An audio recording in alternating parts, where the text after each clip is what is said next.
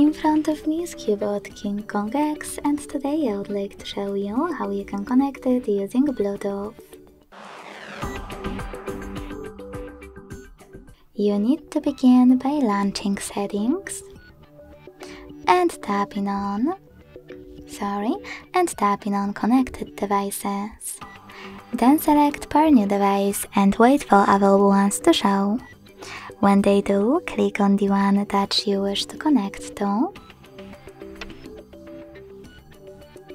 Select Pair in the pop-up and wait for the other device to accept your connection request. As you can see, after a couple of seconds, my devices were successfully connected. Thanks so much for watching. If you enjoyed this video, leave a like, comment and subscribe. Bye!